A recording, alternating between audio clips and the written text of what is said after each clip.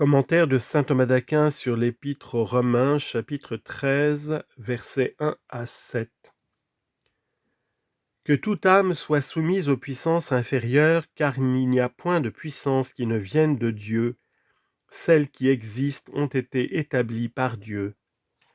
Donc celui qui résiste à la puissance résiste à l'ordre de Dieu, et ceux qui résistent s'attirent à eux-mêmes une juste condamnation.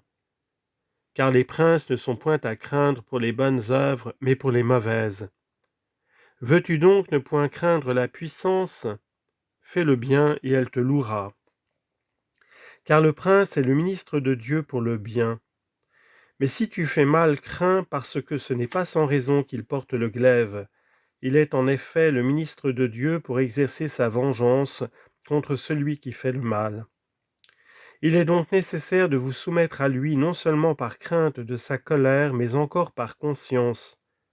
C'est aussi pour cela que vous payez l'impôt, car les princes sont les ministres de Dieu, le servant en cela même. Rendez donc à tous ce qui leur est dû, le tribut à qui le tribut, l'impôt à qui l'impôt, la crainte à qui la crainte, l'honneur à qui l'honneur. Commentaire de saint Thomas. Après avoir montré comment l'homme doit se conduire à l'égard de Dieu en usant des dons de sa grâce, l'apôtre explique comment nous devons agir à l'égard du prochain, d'abord quant au supérieur, ensuite par rapport à tous, à ces mots au verset 8, « Ne demeurez redevable en rien à personne ». Sur le premier de ces points, il exhorte les inférieurs à se soumettre à leurs supérieurs. Ensuite, à donner des marques de cette soumission à ces mots au verset 6, c'est pour cela que vous payez l'impôt. À l'égard de la soumission, il propose d'abord la règle, ensuite il en donne la raison à ces mots, il n'y a point de puissance. Enfin, il tire la conclusion proposée à ces mots au verset 2, celui donc qui résiste à la puissance. Sur la règle de la soumission, il faut remarquer que certains fidèles dans l'Église primitive prétendaient ne devoir aucune soumission aux puissances temporelles, en vertu de la liberté qu'ils avaient acquise de Jésus-Christ, selon ce passage de Jean 8, 36, « Si le Fils vous affranchit, vous serez vraiment libre. » Mais la liberté accordée par le Christ, c'est la liberté de l'Esprit qui nous délivre du péché et de la mort, comme il a été dit, Romains 8, 2. La loi de l'Esprit qui est dans le Christ Jésus m'a affranchi de la loi du péché et de la mort. Toutefois, la chair demeure encore soumise à la servitude, ainsi qu'il a été dit, Romains 7, 27. Par conséquent, il y aura un temps où l'homme affranchi par Jésus ne sera plus soumis à aucune loi de servitude, soit pour l'esprit, soit pour la chair. C'est pourquoi il est dit, 1 Corinthiens 15, 24, donc, lorsque le Christ aura remis son royaume à Dieu son Père, et qu'il aura anéanti tout empire, toute domination et toute puissance. Cependant, tant que nous portons cette chair corruptible, il nous faut être soumis au Maître selon la chair. C'est de là qu'il est dit, Éphésiens 6, 5, « Serviteurs, obéissez à ceux qui sont vos maîtres selon la chair. » C'est en propres termes ce que dit ici saint Paul, que toute âme soit soumise aux puissances supérieures. Or, sous ce nom, on entend ici les hommes revêtus du pouvoir, auxquels, suivant l'ordre de la justice, nous devons être soumis. Confère 1 Pierre 2, 13. Soyez donc soumis à toutes sortes de personnes, soit au roi comme souverain, soit au gouverneur comme envoyé par lui. Saint Paul dit d'une manière indéfinie aux puissances supérieures, afin qu'à raison de l'élévation de leurs fonctions, nous leur soyons soumis, fussent-ils même mauvais. C'est pourquoi l'apôtre Paul ajoute, dans sa première épître, chapitre 2, verset 18, « Soyez soumis non seulement à ceux qui sont bons et doux, mais encore à ceux qui sont fâcheux. » Cette expression « toute âme » veut dire par synecdoque « tout homme », comme il est dit dans la Genèse 17, 14, « cette âme sera exterminée du milieu de son peuple. » Or l'apôtre se sert de cette expression parce que nous devons au supérieur une soumission de cœur, c'est-à-dire d'une volonté sincère, selon Éphésiens 6, 6 et 7. Ne les servez pas seulement lorsqu'ils ont l'œil sur vous, comme si vous ne pensiez qu'à plaire aux hommes, mais de cœur et avec affection. Lorsqu'il dit « car il n'y a point de puissance », l'apôtre donne la raison de ce qu'il a recommandé. D'abord c'est convenable, ensuite c'est nécessaire à ces mots, celui donc qui résiste, etc. À l'égard de la convenance, il pose d'abord deux principes. Il en déduit ensuite une conséquence à ces mots, celui donc qui résiste. Il rappelle premièrement l'origine du pouvoir en disant « car il n'y a point de puissance qui ne vienne de Dieu ». En effet, tout ce qui est attribué en commun à Dieu et aux hommes dérive de Dieu sur les créatures, comme il est évident pour la sagesse. Ecclésiastique 1:1, toute sagesse vient de Dieu. Or, on attribue la puissance à Dieu et aux hommes. Confère Job 36:5, Dieu ne rejette point les puissances, étant puissant lui-même. D'où il suit que toute puissance vient de Dieu. Confère Daniel 4:14, c'est le Très-Haut qui a la domination sur les royaumes, et il les donne à qui il lui plaît. Et encore Jean 19:11, vous n'auriez aucun pouvoir sur moi s'il ne vous avait pas été donné d'en haut. Mais cette doctrine paraît contredite par ce passage du prophète Osée 8:4, ils ont régné par eux-mêmes et non par moi, ils ont eu des princes et je ne les ai pas connus. Il faut répondre que la puissance de la royauté ou de quelque autre dignité peut être considérée sous trois rapports. D'abord, quant à la puissance elle-même, à ce point de vue, elle vient de Dieu, par qui règnent les rois, comme il est dit au livre des Proverbes 8:10. Ensuite, quant au mode d'acquérir cette puissance, sous ce rapport, quelquefois elle vient de Dieu, à savoir, quand on arrive à cette puissance selon l'ordre, suivant ce passage de l'Épître aux Hébreux 5:4, personne ne peut s'attribuer à lui-même cet honneur, mais il faut y être appelé de Dieu comme Aaron. Quelquefois aussi elle ne vient pas de Dieu, mais des convoitises perverses de l'homme qui s'empare du pouvoir par ambition ou de quelque autre manière illicite. Amos 6:14, n'est-ce pas par notre force que nous nous sommes rendus redoutables ? Enfin, quant à l'usage qu'on en fait, sous ce rapport, elle est quelquefois de Dieu. Par exemple, quand celui qui en est dépositaire en use selon le précepte de la divine justice, selon ce passage des Proverbes 8:10, c'est par moi que les rois règnent. Quelquefois encore, elle n'est pas de Dieu, par exemple, si l'on abuse de cette puissance pour agir contre la justice. Selon cette parole, psaume 2, verset 2, les rois de la terre se sont levés et les princes se sont ligués contre le Seigneur. On demande encore si le pouvoir de pécher vient de Dieu. Il faut répondre que la puissance même par laquelle on pêche vient de Dieu, car cette puissance de faire le mal et la puissance de faire le bien sont une même puissance. Mais lorsqu'on la dirige vers le bien, elle vient de Dieu. Lorsqu'au contraire on la dirige vers le mal, cela vient de l'imperfection de la créature en tant qu'elle sort du néant. En second lieu, l'apôtre établit que toutes les puissances qui existent sont établies par Dieu.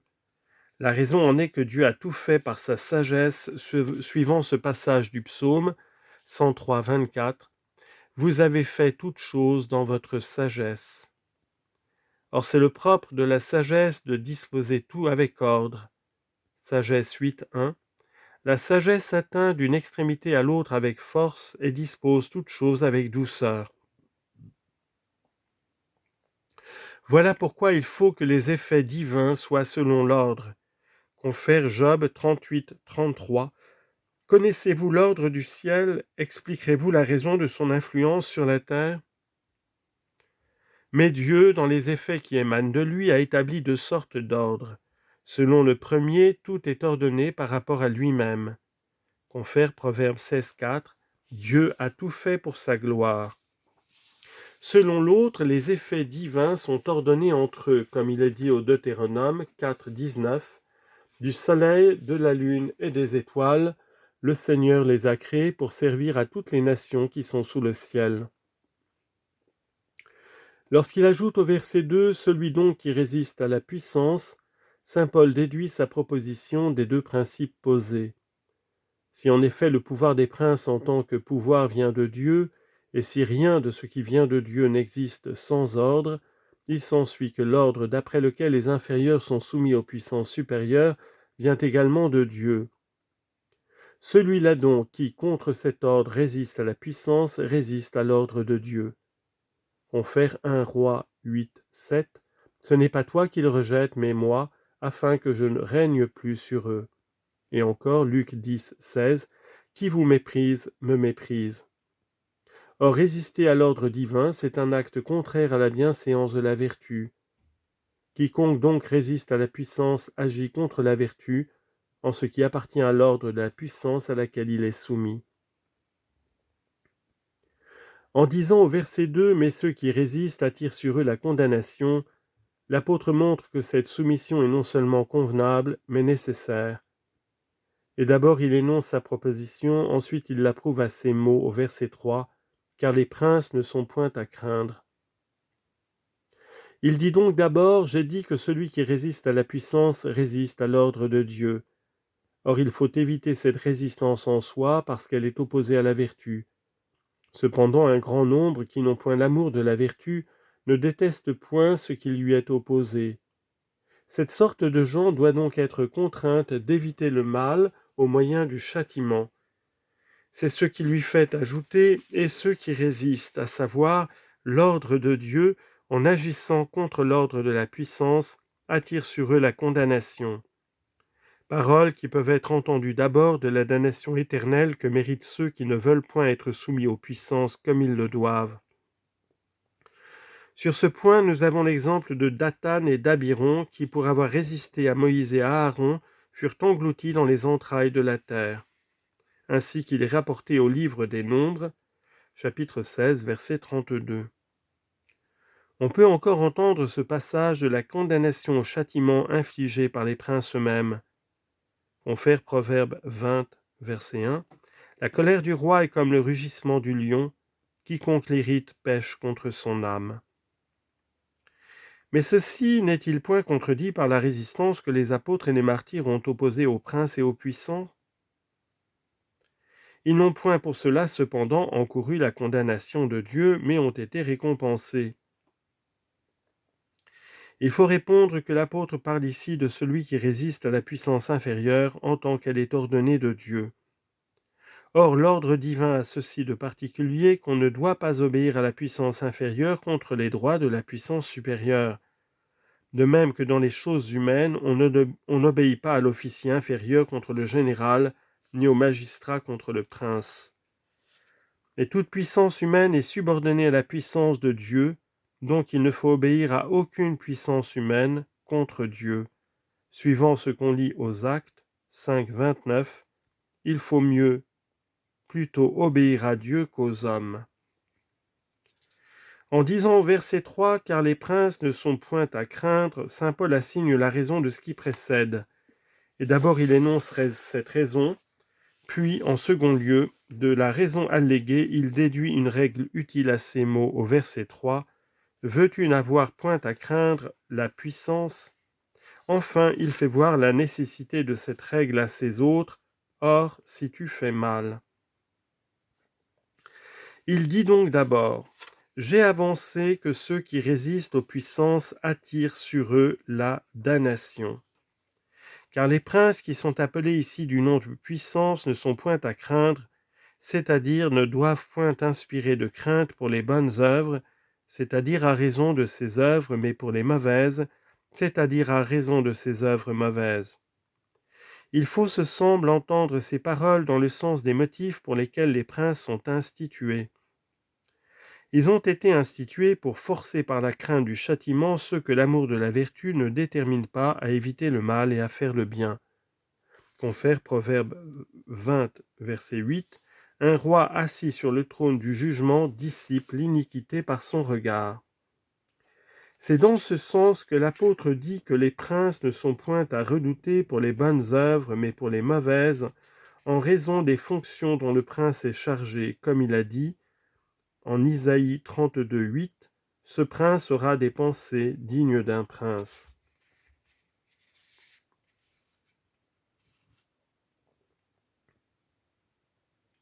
Ce que nous avons dit peut aussi s'entendre des mauvais princes qui ne sont pas à redouter pour le bien mais pour le mal. Parce que si parfois ils persécutent injustement ceux qui font le bien, ceux-ci cependant n'ont aucun motif de craindre, attendu que cette épreuve, s'ils la supportent avec patience, tournera à leur bien. Suivant ce passage, 1 Pierre 3,14, « Si vous souffrez pour la justice, vous serez heureux.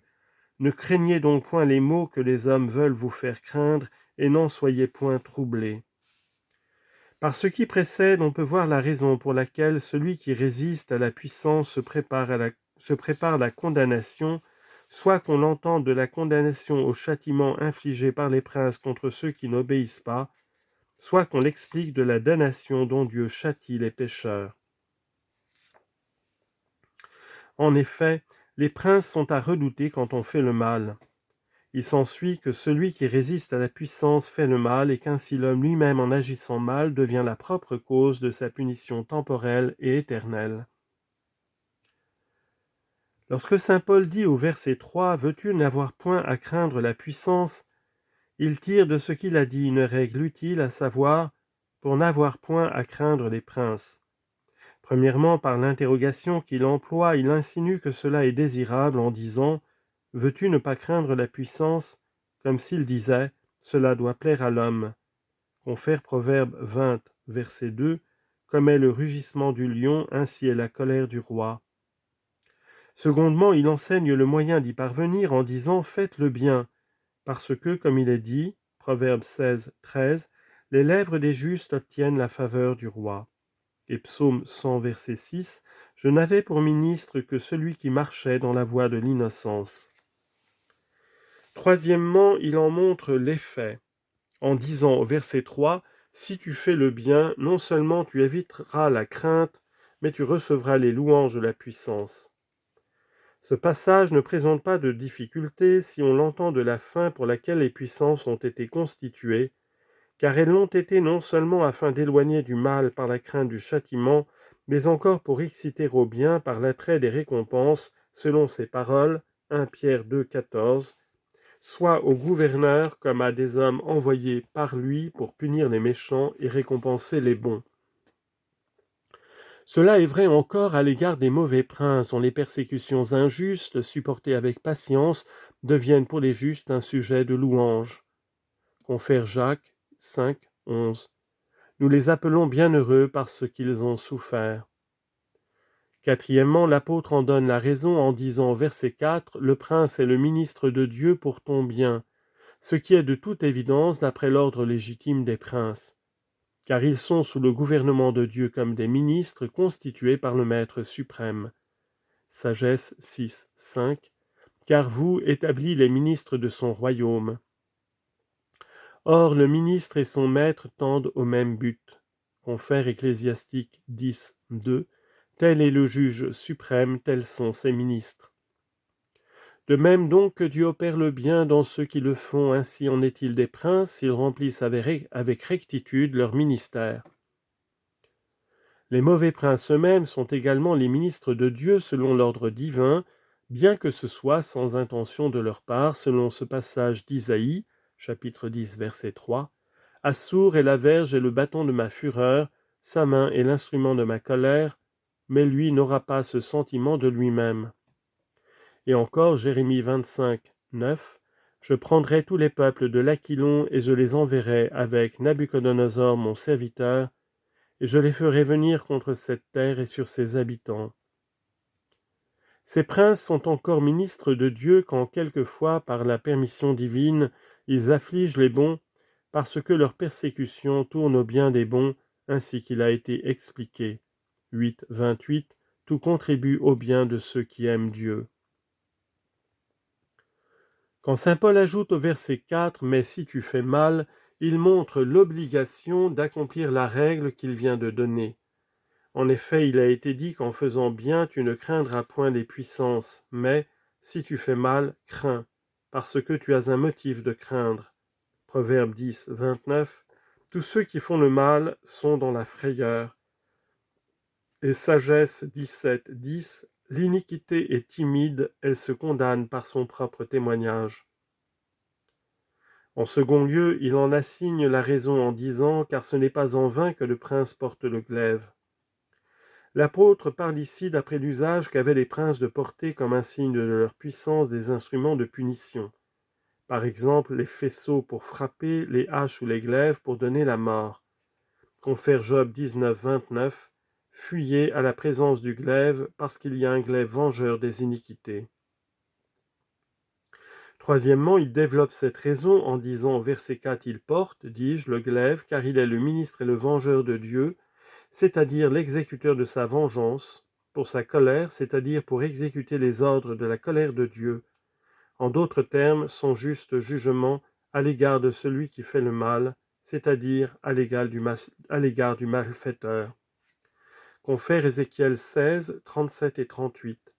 J'assemblerai moi-même tous ceux qui vous aimaient, et je vous jugerai comme on juge les femmes adultères, et je vous livrerai entre leurs mains. Et Proverbe 16, 12. Ceux qui agissent injustement sont abominables aux yeux du roi, parce que son trône s'affermit sur la justice. Il est évident par là qu'il est non seulement licite mais méritoire pour le prince de décerner par zèle de la justice la punition des méchants. C'est de là qu'il est dit, Ézéchiel 29, versets 19 et 20, « Tel sera le salaire de son armée et le prix de sa fidélité à exécuter mon ordre contre Tyr. »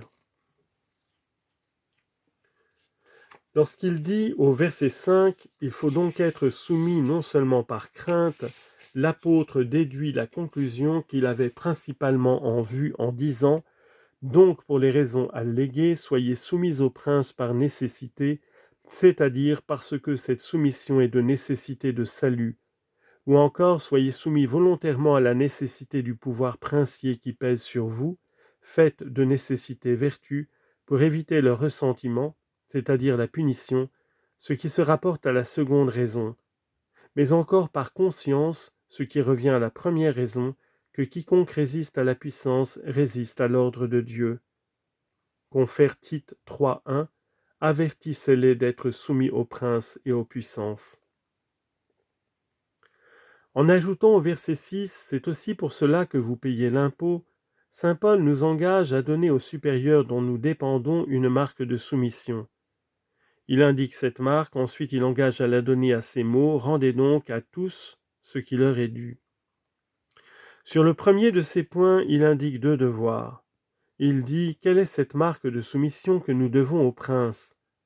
Par cela que vous devez être soumis, vous payez l'impôt, c'est-à-dire vous devez le payer, à savoir comme marque de votre dépendance. Voilà pourquoi le prophète dit en forme de plainte, Lamentation 1, 1, la reine des provinces a été assujettie au tribut. Or les impôts ou tributs sont ainsi appelés parce qu'ils sont la rétribution des sujets à l'égard de leur maître. Saint Paul en donne la raison lorsqu'il dit au verset 6 « Parce qu'ils sont les ministres de Dieu pour cela même, c'est-à-dire ils reçoivent l'impôt pour cette raison qu'ils servent Dieu et le peuple. » Comme s'il disait « Chacun doit vivre de son ministère. » Confère 1 Corinthiens 9, 7, qui fait paître un troupeau et ne mange pas de son lait. Par conséquent, comme les princes dans leur gouvernement travaillent pour Dieu, ils doivent recevoir du peuple l'impôt, sorte de salaire de leur ministère, non pas pourtant qu'ils doivent le regarder comme leur récompense, car la récompense essentielle des princes, c'est la louange et l'honneur, dit le philosophe, Éthique, livre 5. Et lorsque cette récompense ne leur suffit pas, ils deviennent des tyrans. Cette interprétation ne doit pas s'entendre de la louange et de l'honneur selon le monde, parce qu'alors la récompense serait vaine, mais de la louange et de l'honneur selon Dieu, honneur dont jouissent les princes qui gouvernent bien. Confère Sagesse 6, 22, Roi des peuples, aimez la sagesse, afin que vous régniez à jamais. Or les princes reçoivent le tribut pour leur entretien, car ils travaillent pour le repos de tous. De là ces paroles, 2 Timothée 2.1, « Je vous conjure donc, avant toute chose, que l'on fasse supplication, prière, demande et action de grâce pour les rois et pour tous ceux qui sont élevés en dignité, afin que nous menions une vie tranquille et paisible. » Confère Baruch 1.11, « Priez pour la vie de Nabuchodonosor, roi de Babylone, afin que nous vivions à l'ombre de sa protection. » Cependant, les clercs, par un privilège des princes, sont exemptés de cette dette, ce qui est d'équité naturelle. Aussi, chez les gentils eux-mêmes, ceux qui avaient la charge des choses divines étaient exempts de tribut. On lit en effet, Genèse 47, 22, que Joseph soumit au roi toute la terre d'Égypte, à l'exception de la contrée que les princes avaient donnée aux prêtres, lesquels recevaient des greniers publics des aliments dont la quotité était fixée. Et Genèse 47, 26, on lit que dans toute la terre d'Égypte, on devra payer le 5e, à l'exception de la terre des prêtres, qui n'était point soumise à cette redevance. Or, cette disposition est équitable par cette raison que, de même que les princes ont la sollicitude du bien public quant aux choses du temps, ainsi les ministres de Dieu dans les choses spirituelles présentent une sorte de réciprocité au roi pour le soin qu'il se donne de leur procurer le repos. Toutefois, il faut remarquer que si l'apôtre dit que les tributs sont dus au roi comme le salaire de leur travail, les princes peuvent doublement pécher en recevant le tribut. D'abord, s'ils ne procurent pas le bonheur du peuple et ne s'occupent qu'à s'approprier leurs biens. D'où il est dit, Ézéchiel 34, 3, « Vous mangiez le lait et vous vous couvriez de la laine, vous preniez les brebis les plus grasses pour les tuer, et vous ne paissiez pas mon troupeau. » Ensuite, en prenant l'impôt avec violence au-delà de ce qu'accordent les lois, qui sont une sorte de pacte entre le roi et le peuple, ou au-delà des facultés du peuple. De là Michée 3.1, « Écoutez, prince de Jacob et chef de la maison d'Israël. » Et le prophète ajoute, « Vous qui arrachez violemment aux pauvres jusqu'à leur peau et qui leur ôtez la chair de dessus les os. » En second lieu, lorsqu'il dit au verset 7, « Rendez donc à tous ce qui leur est dû », l'apôtre avertit de donner cette marque de dépendance dont il vient de parler. En général, en disant « du moment que le tribut est dû au prince comme ministre de Dieu, rendez donc à tous ce qui leur est dû. » Par ces paroles, il manifeste qu'il y a nécessité de justice pour les sujets de rendre au prince ce qui leur est dû. Confère Matthieu 18, 24, « On présenta au roi un de ses serviteurs qui lui devait 10 000 talents. » Et chapitre 22, verset 21, « Rendez donc à César ce qui appartient à César. »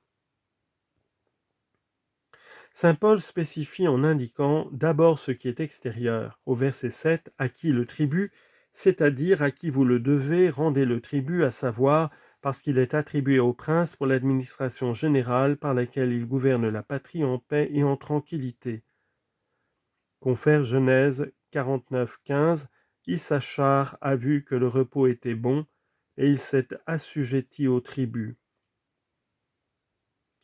À qui l'impôt, c'est-à-dire à qui vous le devez, rendez l'impôt, c'est-à-dire les droits qu'on paie au prince en certains lieux sur les marchandises transportées pour la protection et l'entretien des voies de communication. On appelle impôt encore ce qu'on donne au prince quand il voyage dans ses États, comme sont les droits d'intendance et autres semblables. Ensuite, les devoirs intérieurs. Il faut remarquer que l'on doit au prince la crainte et l'honneur. La crainte en tant qu'il est maître, empêchant par sa puissance les méchants de commettre le mal. Confère Malachie 1,6, « Si je suis votre maître, où est ma crainte ?»